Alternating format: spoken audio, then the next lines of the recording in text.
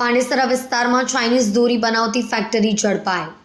સુરત એસઓજીએ બાતમીને આધારે plot number 272 company Angel મોનોફિલામે ખાતે red પાડી મોટી કાર્યવાહી હાથ ધરી। રેડ દરમિયાન ચાઇનીઝ દોરી અને રો મટીરિયલ મળી આવ્યું।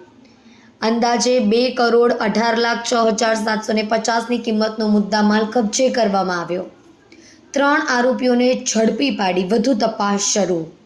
જી સર પાંડેસરા વિસ્તારમાં એક ફેક્ટરી જે છે એન્જલ મોનોફિલામેન્ટ કંપની કે એસઓજીને ઇન્ફોર્મેશન મળી કે અહીંયા ચાઇનીઝ દોરીનું ઉત્પાદન થાય છે। એસઓજી ત્યાં રેડ કરવા જતા એસઓજીને ત્યાં 2,18,00,000 રૂપિયાનો જે છે એ મુદ્દામાલ જે છે એને સીલ કરવામાં આવેલો છે। પાંડેસરા પોલીસ સ્ટેશનને સાથે રાખી અને જાણવાજોગ દાખલ કરેલ છે અને આ જાણવાજોગની અંદર જે છે જીઆઈડીસીના પ્લોટ નંબર 272 ઉપર એના માલિક છે સંજયભાઈ ઠાકરસિંહભાઈ ડુંગરાણી અને એના મેનેજર છે પ્રમોદ ભગવાન મંડલ અને આ જે જાણવાજોગ દાખલ કર્યા બાદ FSL factory inspector GPCB one સંરક્ષણ અધિકારી તથા જીએસટી વિભાગને બોલાવવામાં આવેલ છે। આ તમામ લોકો ઇન્સ્પેક્શન કર્યા બાદ જે રિપોર્ટ આવશે અને એના અનુસંધાનમાં જો કોઈ કાયદાનો ભંગ થયેલો હશે અને જે મળેલ જે દોરી છે એ નેશનલ ગ્રીન ટ્રિબ્યુનલ દ્વારા જે ગાઈડલાઈન આપેલી છે એના મુજબ ઘાતક હશે તો બીએનએસની કલમો તથા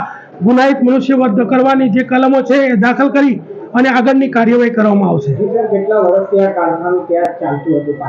અત્યારે અમને જે માહિતી મળી એ મુજબ અઠવાડિયાથી જ એને સ્ટાર્ટ કરેલું અને એસઓજીને ઇન્ફોર્મેશન મળતા ત્યાં તરત જ રેડ કરીને એસઓજી તથા પાંડેસરા પોલીસે કાયદેસરની કાર્યવાહી કરેલ છે।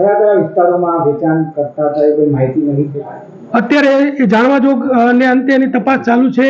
હજી એને કોઈ વેચાણ કરેલું હતું પરંતુ ક્યાં કરવાના હતા, એની મશીનરી ક્યાંથી લાવ્યા હતા, એ તમામ તપાસ દરમિયાનમાં ખોલવામાં આવશે।